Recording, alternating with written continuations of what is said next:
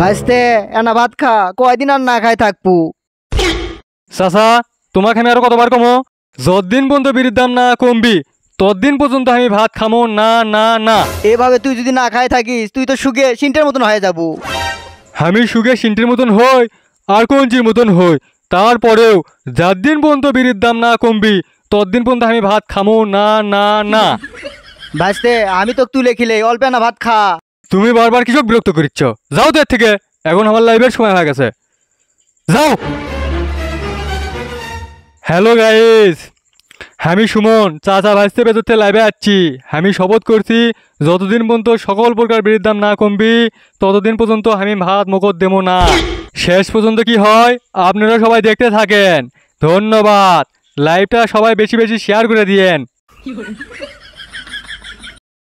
ভাইস্তে আজ 3 দিন ধরে তুই না খাওয়া, আর জেদ করিস নে, অল্প এনা ভাত খা। তুমি বারবার কিছু বিরক্ত করছো, অনেক সহ্য করছি। 1 টাকা থেকে বেরি খাওয়া ধরছি, সেই বেরির দাম আর 6 টাকা। তুই বাড়াবো বাড়া, 6 টাকা কৃষক করলু, 2টা বিড়ি কিনবে গেলে আমার 10 টাকা লোট ভাঙাল লাগে। এইবার আমি এলে আর সহ্য করবো না, আমার ধৈর্যের বাদ একবারে ভেঙে গেছে। তাহলে আর তুই ভাত খাবই না? না খামো না। শোনো, আমি যে 3 দিন ধরে না খাই আছি সেই খবর তুমি সাংবাদিক দাও।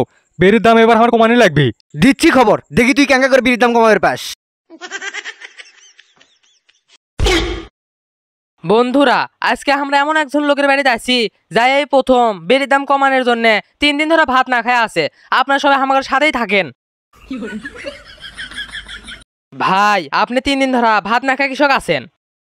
ধৈর্যের বাদ ভেঙে গেছে সেই জন্য। আপনি ধৈর্যের বাদ কেন করে ভাঙলো? আমি 1 টাকাতে বিড়ি খাওয়া শুরু করছি, সেই বিড়ির দাম আর 6 টাকা।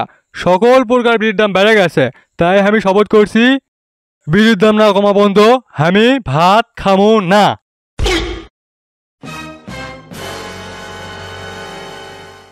তাহলে আপনি শপথ করছেন বেরির দাম না কমা পর্যন্ত ভাত খাবেন না? আপনি করে সাংবাদিকের এক সমস্যা, এক কথা বারবার জিজ্ঞেস করেন, কয়বার কমো না। দর্শক মন্ডলী, আপনারা দেখিচ্ছেন এই ভাই পুরো দমে শপথ লেছে বেরির দাম না কমা পর্যন্ত 1 চিমটু ভাত খাবি না। পরবর্তী নিউজ পাওয়ার জন্য আমাদের সাথে থাকেন। কে রে সাদিক, এই জঙ্গলে তো 1 সপ্তাহ ধরে ভাত খাচ্ছে না, ভাত না খেলে এই জঙ্গলে ক্যাঙ্কা করে বাঁচবি? চাচা, আমার কাছে একটা বুদ্ধি আছে। কোষ নি কে, ওই 1 সপ্তাহ ধরে না খায় আছে। তুমি তো এতদিন শুনবে চাওনি, এখন ক। ভাইক যা কমু বেরির দাম কমছে, তাহলেই ভাত খাবি। কথা তো তুই ঠিক কছু, চ। ভাই, তোমার জন্য একটা সুখবর আছে। কি সুখবর? তুমি যে 7 দিন ধরে ভাত না খাই আসো, সেটা বেরি কোম্পানির মালিক শুনে সব বেরির দাম দিছে কমে। কোষ কি চাচা, সত্যি? কথা সত্য। ভাইস্তে ভাত লিয়ে আসি। থৌ তো তোমার ভাত, আগে সুখ টান দিয়ে আসি। এই জঙ্গলে কোনদিন ভালো হবি না। এ দোকানদার, একটা বিড়ি দাও। দিচ্ছি। আজ এলাও, ধরো। ধরো, বিড়ির দাম 5 টাকা। কিসের 5 টাকা? বিড়ির দাম 6 টাকা। বিড়ির দাম এখনো কমেনি? না, আরো বাড়ছে। আমার চাচা আর ভাইটা আমাকে ধোকা দিয়ে দিল। সেই তাড়াতাড়ি খা। চাচা, তুমি আমার সাথে এই রকম অভিনয় করের পেলে? তুই আমার আপন ভাই হয়ে আমার সাথে এই রকম বেইমানির মতন কথাবার্তা কবার পেলু? ভাইস্তে তুই ভাত খাচ্ছিল না তো, সেই জন্য তোর সাথে এই অভিনয়টা করছি, তুই কিছু মনে করিস না বাপ। চাচা, আমি কিছুই মনে করিনি, বুকে আসো।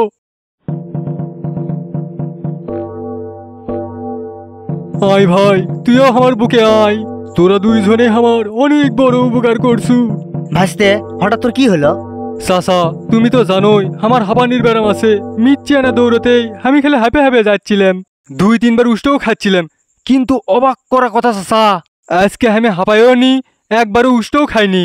তার মানে এই 7 দিন আমি বেরি না খাওয়ার জন্যে আমার গাঁত প্রচুর এনার্জি চলে আসছে। ভাইস্তে তোর শরীরে কৃষক এনার্জি যাচ্ছে, তুই জানিস? কৃষক চাচা? ভাই, তুমি তো 7 দিন ধরে ফলমূল খাচ্ছ, সেজন্য তোমার গাছ প্রচুর এনার্জি চলে যাচ্ছে। তুই ঠিক আছু ভাই।